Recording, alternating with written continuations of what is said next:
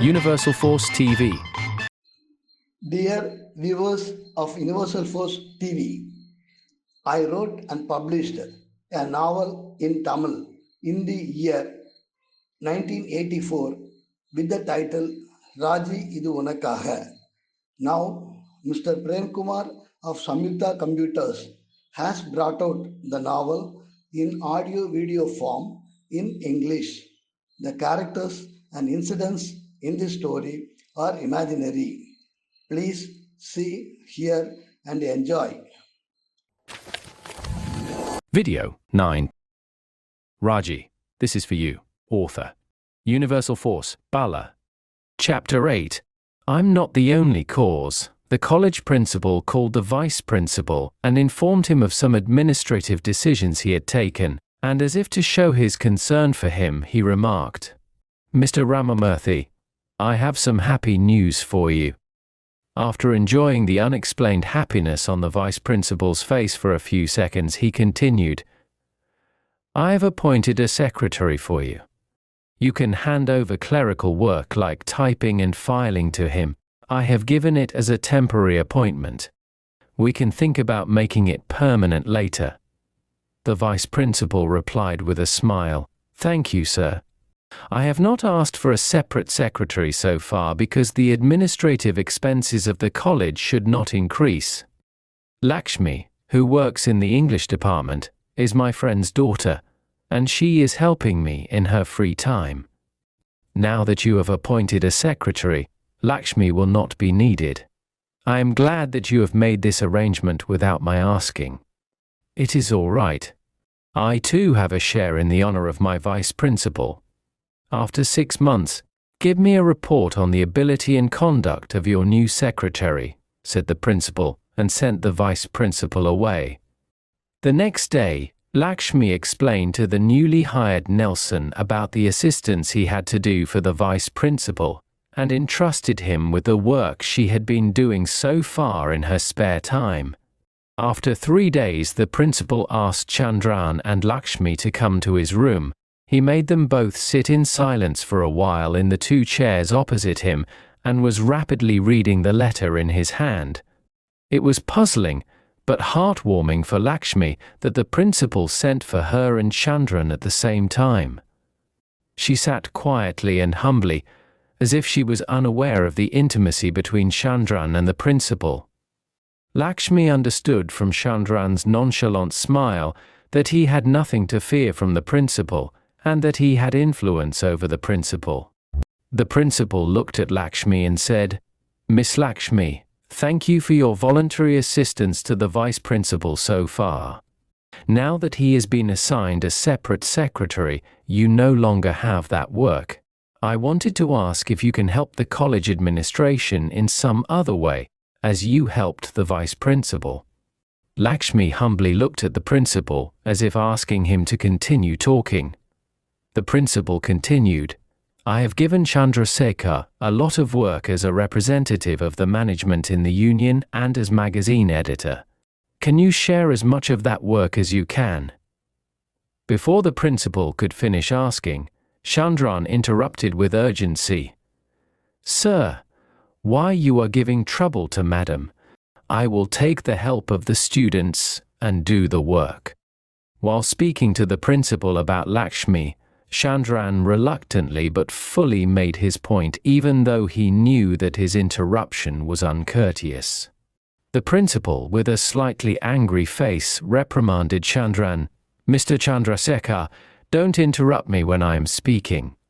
I will ask for your advice if I need it. Then you speak. Chandran, realizing the fact that he was sitting in front of Mr. Menon, the principal of the college and not his friend, bit his lip and bowed as if he had made a mistake. 2. Remove Chandran's reluctance and to change the principal's anger, the hitherto silent Lakshmi answered the principal's question by shaking her head. I will help him. The principal, not willing to talk too much to her, who had a habit of speaking briefly, sent Lakshmi off saying, Thank you, you can go. After Lakshmi went outside, Chandran raised his head and looked at the principal with a smiling face. waiting for him to continue speaking. As Mr. Menon read and signed the next letter without looking at Chandrasekhar, he asked him, "Chandra, are you satisfied now?" Chandran answered with a chuckle, "I must thank you twice." The principal now looked at his face curiously and asked, "Why twice?" Chandran revealed what was on his mind. "You have helped me in 2 ways. The principal hid his smile and showed that he was smarter than Chandran. "Twice is not enough for me. You have to say it 3 times. Do you know when the 3rd time is?" Now, as if he had lost to the principal, Chandran looked at him eagerly and asked, When I come to congratulate you on your wedding. Don't mind my little advice. Lakshmi seems to be quiet and reserved. Don't be in a hurry. Move cautiously with her."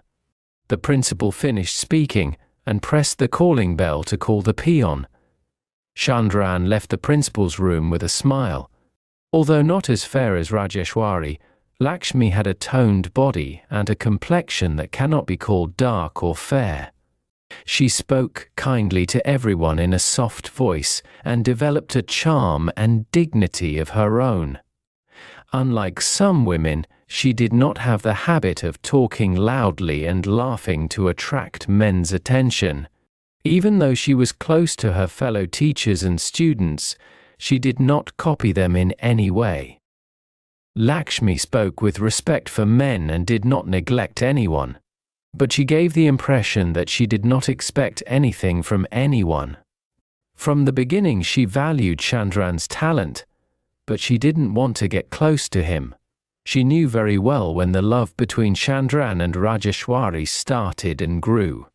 However, at that time, she did not have any thoughts of competing with Rajeshwari to capture Chandran. Even if Chandran-Rajeshwari love had ended in marriage, Lakshmi would have worked in the English department without any regrets. When Rajeshwari got married elsewhere, Chandran accepted his defeat with magnanimity, behaved politely towards Rajeshwari, fought with determination the trials he faced in the previous year in the college, built rapport with the new principal and re-established his influence. Because of all these things, Lakshmi was attracted to Chandran. Now that Rajeshwari was married, people expected that Chandran would fall in love with another woman. Due to the circumstances, many thought that it would be Lakshmi. Lakshmi laughed and told the other teachers, "I won't allow all that." Even so, her heart told her that if Chandran treated her with honor and dignity and expressed his desire to marry her, she could think about it. Chandran and Lakshmi developed a cordial relationship by working together outside of class and occasionally talking about things outside of work. As arranged by the principal, Chandran and Lakshmi sitting opposite each other and speaking in soft voices and laughing gave Rajeshwari, who was watching from a distance, an unbearable heartache. Chandran was determined to somehow get Raji out of his heart and bring another girl to that place. He was happy that the girl was Lakshmi. Raji was 4 months pregnant. The baby in the womb gave her joy from time to time. The thought of having a child of her own soon filled her mind with happiness. Her fellow teachers teased her and praised her, but the Chandran in her heart was giving pain. Being ignored and shunned by Chandran, Raji squirmed like a worm caught in a fire when she saw Chandran commit to another woman right in front of her. The pain given by Chandran defeated the joy given by the child in her womb. Result: Rajeshwari took leave on doctor's advice due to ill health. She did not come to college for 2.5 months. Chandran got the news through Nagesh that Raji had an abortion. Chandran had no sympathy for Raji. The love and lust that Raji had planted in his heart were still undiminished. Although Lakshmi used to talk to him daily, she did not understand his thoughts and act accordingly. At the same time, there was no malice or indifference in her demeanor. When Raji returned to the college and saw him, Chandran's heart stormed again. He felt that the only way to quell the storm was to make Lakshmi his own. The idea that he needed the close relationship of a woman to succeed in human life was reinforced in Chandran's mind. He decided to temporarily accept the formalities of marriage, husband-wife relationship, which he hated so far. He realized that if he wanted to defeat the society, he had to go at least halfway along with the society. Many people in the college expected that Chandran and Lakshmi would fall in love, and that love would end in marriage. Chandran replied cryptically to friends who asked him about it, "I'll give you good news very soon." Lakshmi didn't want to express the desire that was bubbling in a corner of her heart immediately. She had decided while studying in college that if she liked the man who loved her dearly, then she would get married. If not, she would remain a spinster forever. But she never let any man know what was in her mind. One day Chandran began to speak as Lakshmi wished in her heart, "Ma'am, this college, the union, the magazine, I am tired of working and being immersed in it. If there is no change, life seems hateful to me." He stopped. During these 3 months, Lakshmi developed the habit and courage to talk to Chandran without hesitation and be lively. "You will have to find the change yourself. It will not come through post from USA." Chandran smiled slightly and got down to work. After a few days' pause, he continued, "Ma'am, you said that we should seek change, and I thought about it. Nothing seems to change. What can we do?" Lakshmi nurtured the relationship in the same manner as Chandran. "Which one says it won't?" Chandran puzzled her. "Change." Lakshmi did not allow his confusion to grow and began to guide him. "What change do you want?" Chandran explained his state of mind seriously. "What I have hitherto dismissed as a nuisance, I have now decided to accept. My mind seeks it." "Professor is coming. We can talk later." Lakshmi restrained Chandran. Although the professor's arrival irritated Chandran, he understood that Lakshmi was interested in this conversation from her words. "We can talk later." It gave him happiness. 2 days later, when they were alone, Chandran began, "Do you remember, madam, when you said, 'We can talk later'?" His face showed longing and anger. Yes, I remember. Who was that about?" Chandran, using his intelligence, replied, "Adam and his broken rib." Hearing all this, Raji closed the table drawer with a bang and opened the same drawer again, took out a book and started reading it. Chandran and Lakshmi kept on talking as if they didn't notice what Raji was doing. They both knew what her mood would be like. But neither wanted to put off the important conversation about their future lives for her sake. "That's right, who is Adam in your story?" Lakshmi came at the speed of Chandran. As she thought that the moment she had longed for was approaching, she felt courageous. Chandran, with false anger, showed the impatience of youth. "Adam." "A wretched creature named Chandran." Laughing uncontrollably, Lakshmi asked, staring at him, wanting to see the expression on his face as he answered her next question. "May I know who that broken rib is?" Chandran stared at Lakshmi and with anger in his words replied, "One stone-hearted woman who tortures me with sleepless nights and drives me mad all day with her memory." Although disappointed that Chandran slipped away without a direct answer, Lakshmi didn't let him go. "Doesn't that stone heart have a name?" His answer disappointed her again. "Her parents have given her some name. But as far as I know, the right name for her is Stone Heart." As the bell rang, other teachers started coming into the room. Although Chandran and Lakshmi did not tell anyone about their conversation, through Raji, the matter spread secretly among fellow teachers and students. For the next 3 days, Chandran went about his work with a grim look on his face. When Lakshmi asked something, he answered without looking at her face. Lakshmi could no longer contain her excitement and desire, and when she and Chandran were alone, She began to speak to him. Mr.